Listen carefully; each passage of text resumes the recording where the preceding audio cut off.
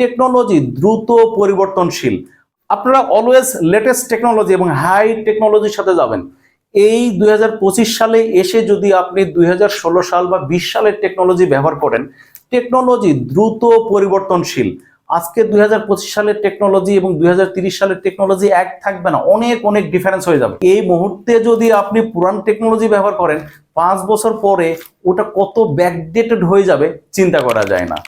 এই ব্যাগ একটি হচ্ছে ওয়ান টাইম প্লাস্টিক ব্যাগ। এই ব্যাগের বৈশিষ্ট্য হচ্ছে একদিকে ওপেন, এই সাইডে ওপেন আছে এবং এই সাইডে ক্লোজ। এই ব্যাগটা হচ্ছে বটম সিলিং, অর্থাৎ নিচের দিকে সিলিং থাকবে এবং উপরের দিকে ওপেন থাকবে। এই ব্যাগ তৈরি করা হয় বটম সিলিং মেশিনের মাধ্যমে। এই ব্যাগ সাধারণত কোথায় তৈরি হয়? এইটা প্লাস্টিক ইন্ডাস্ট্রিতে তৈরি হয়। বাংলাদেশে অনেক অনেক শত শত পলি ব্যাগ তৈরির কারখানা আছে, সেখান থেকে এই ব্যাগ উৎপাদন করা যায়। এই ব্যাগ যে মেশিন দিয়ে উৎপাদন করা হয় সেই মেশিনকে বলা হয় বটম সিলিং এবং কাটিং মেশিন। এই ব্যাগের সাইজ 9 ইঞ্চি। তাহলে আমাদেরকে 12 ইঞ্চি বা 16 ইঞ্চি মেশিনের সাহায্যে এটা প্রোডাকশন করতে হবে। ব্যাগের সাইজ অনুযায়ী আমাদেরকে মেশিন সিলেকশন করতে হবে, কত বড় মেশিন লাগবে আমাদের। এই মেশিনের দুইটি ক্যাটাগরি, একটি সিঙ্গেল লেয়ার, অন্যটি ডবল লেয়ার।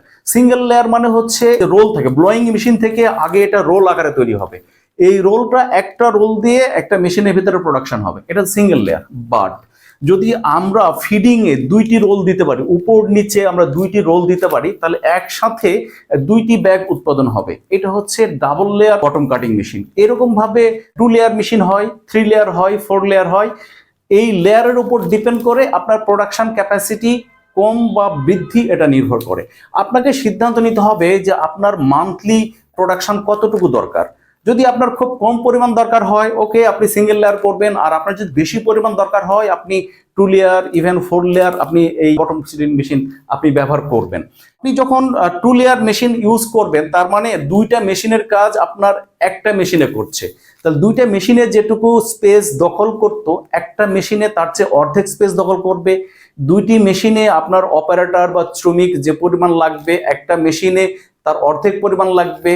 তার মানে দাঁড়াচ্ছে আপনি ব্যবসায়িকভাবে লাভবান হতে হলে আপনাকে হাই ক্যাপাসিটির মেশিন এবং ডাবল লেয়ার বা 4th লেয়ার মেশিন আপনার ব্যবহার করা উচিত।